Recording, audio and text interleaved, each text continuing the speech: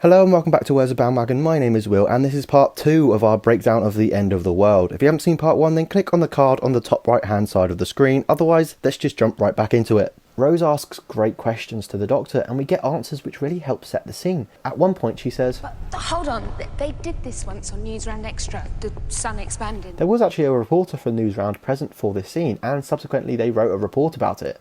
When the Earth gets destroyed at the end of the episode, instead of it happening over many years as the sun gradually swallows the Earth, like what would probably happen in real life, it goes in one big explosion event. Now Russell T Davies does a good job of explaining why this happens with the introduction of gravity satellites, which are holding back the sun. Therefore the corporation knows how long they have left and can do a countdown to its destruction. The Doctor explains that the planet is now property of the National Trust, which for non-UK viewers is a real organisation in the UK which conserves heritage sites across England, Wales and Northern Ireland. This shows us that they are still going strong even in the year 5 billion and protecting the most beautiful of environments. In the novel Legacies it's explained that in the year 5 billion the president of the National Trust is one Ezekiel Lethbridge Stewart, clearly a descendant of the family members we know from the show. I've seen some threads of people discussing why the National Trust reverted the continents back to the way the Earth looks in 2005, rather than to any other points in its future. For example, they could have reverted it back to the way it looks during the Fourth Great and Bountiful Human Empire, which is meant to be the height of civilization. The answer comes from the fact that during the Fourth Great and Bountiful Human Empire, the Earth was covered in megacities, so the National Trust would have preferred to revert the Earth back to its natural beauty. Also, thinking about it, even in the year 200,000, during the events of Satellite 5, the continents would only have shifted about 5 kilometres from where they are today, so there really wouldn't have been a significant change that we would see in the landscape of Earth. Another possible answer is that the National Trust might have chosen to revert the Earth back to how it looks now because this was the time when human space exploration started, with the moon landings in 1969 and the first humans on Mars in 2059. A really interesting line comes when Rose says, Is that why we're here? I mean, is that what you do? Jump in at the last minute and save the Earth? I'm not saving it. Time's up. The Doctor's response can be shocking to some viewers who would have shared Rose's assumption that the Doctor was here to save the world. The way he answers, saying, Time's up, directly relates to other moments in this episode. For example, when Cassandra is dying, he says, Everything has its time and everything dies. And when he finally reveals his secret about his planet being gone, he says it went before its time. It's just rocks and dust. Before its time. Rose asks what will happen to the people, and the Doctor replies, It's empty. They've all gone. No one left. Rose just replies, Just me then? signalling the start of the narrative that she and Cassandra would have about who is the last human. The Doctor uses his psychic paper to join the party. This is the first time we see it, although previous incarnations have used it in novels and audio dramas.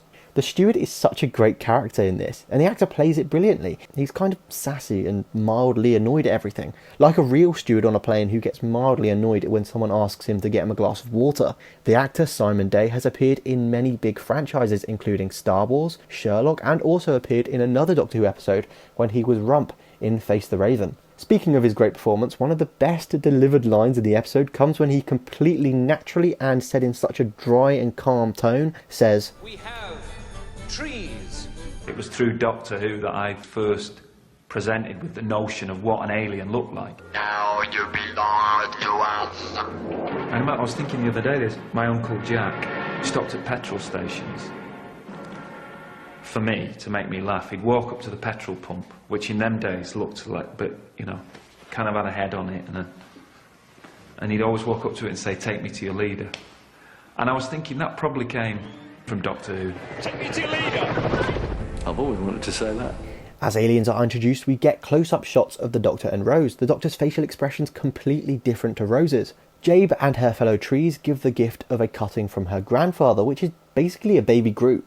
As the Doctor struggles to find gifts to repay, he gives air from his lungs. Now, I originally thought this was done and was personal because of the whole trees breathing in CO2 that we breathe out and they produce oxygen which we breathe in. But it turns out I was just overthinking it because the Doctor gives it to every other guest. The Doctor flirting with Jabe is something I'll discuss a little later. I bring you in return air from my lungs. There's plenty more where that came from. Doctor fancies the pants off Jabe, and there's a real sexual chemistry between her and the Doctor. He does that very intimate thing. He breathes on her, which is wow. I'm thinking intergalactic circles. That's particularly, I don't know, erotic or something. I don't know, but nevertheless, it's for her. It's something very personal and intimate, and she likes him anyway. By the way, there will be spoilers for all of new Doctor Who, so click off now if you haven't seen it all. Big boy Bo comes in and we see Captain Jack looking sexy as ever. This is the first appearance of the face of Bo and therefore the first appearance of Captain Jack. It is later in this series that we see Rose grant Jack his immortality. Also, the presence of Captain Jack means that Rose and Cassandra aren't the only humans aboard the station, and therefore neither of them are the last humans. Cassandra and the spiders, apart from this deactivated one, are completely CGI creations. Cassandra was worked on for many, many months and costed a fortune, which makes this line, "Do you think it's cheap looking like this?" a fourth wall-breaking masterpiece. The Mox of Balhoun was originally going to be animated, but this was changed firstly to a glove puppet and then to a full rubber suit. Jimmy V, who had already been cast to play the Space Pig in Aliens of London, was hired to play the Mox of Balhoun. Jimmy had played similar parts in the past and had a hard time in this costume, which took 3 hours to put on. We've got the Mox of Balhoun, who's a kind of grumpy little terrier who's got these little folds of skin which kind of hang down. We started off thinking about his voice, because to start with he was going to be an animated character, and then he became a glove puppet for a while, and then we decided, no, we wanted him to be kind of something a bit chunkier. So we gave him this big kind of bum-type headpiece and a grumpy little face, and we gave him these sharp silver teeth to make him look like a dog. The production team was so impressed with Jimmy V that he would go on to play other roles in the Doctor Who universe, including the Grask, Skovok's Blitzer, multiple roles in the Sarah Jane Adventures, and one Banner Cavalata. It is hugely uncomfortable underneath all that makeup, that the latex does allow your skin to breathe, but not very much. At the same time, his nose is trapped underneath the latex, so it's hard for him to breathe. And there are probably worse things you could be in, but I know Jimmy, he's done quite a few things like this, and it's not so much being able to do this job if you're a good actor. You really, really have to be able to get down and just not complain and put up with it, and Jimmy's a prime example of that. He'll just be an absolute star about it. He's as hard as nails. Action! Getting the Mox to glide effortlessly around has a surprisingly low-tech solution, but even the simplest ideas are fraught with problems. Jimmy V has also appeared as a goblin in the first Harry Potter film and has the great honour of being the first person ever to mention the line, "Bad Wolf." You were to believe this is the bad wolf scenario. I find the inherent laxity of the ongoing multiverse. We see the adherents of the repeated meme. These characters have an ominous sound to them and are designed to obviously be the villains. This follows how Cassandra would have designed them so that everyone is suspicious of them. In the Doctor Who universe, the Church of the Meme was a religious organisation far in the future, and in the year 4.8/pomegranate/12, the Church of the Meme split in two. One was the adherents of the repeated meme, and the other was the subversion of the repeated meme. How wonderful. The word meme here is strange, as today it means something completely different to what it would have meant at the time of writing. Russell T Davies specifically says that he used a term which was coined by Richard Dawkins in his book The Selfish Gene. Richard Dawkins' description of the word meme is an idea, behaviour or style that spreads from person to person within a culture. Russell T Davies then says that he thinks the Doctor, off-screen, explained what the word meme means to Rose, which results in her creating the Bad Wolf meme. Thank you for watching part 2 of our breakdown of The End of the World. Part 3 will be out tomorrow at 4 PM and we'll go over how Cassandra was made, the great dialogue between her and Rose, and the Doctor and Jabe's relationship.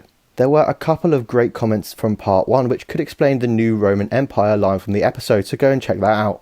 Also, for those of you that watched the Rose breakdown, there is a great comment by an Ashan de Silva, sorry if I pronounced your name wrong, where he pointed out a great fact that I missed. In the Rings of Akaten, as the 11th Doctor is watching Clara's life unfold, we can see Clara's mum has a death date, which is the same date as the Autumn invasion, which could mean that her mum died in the attack. Thanks for pointing that out, and if you guys have anything you want to say, then please comment it down below.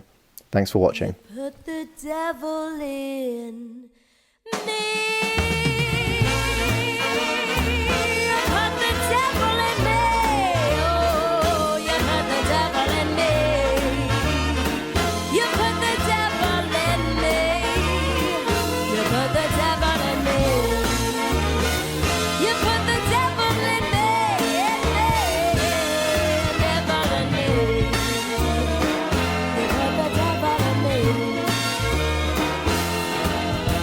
My bad, bad angel. devil in me.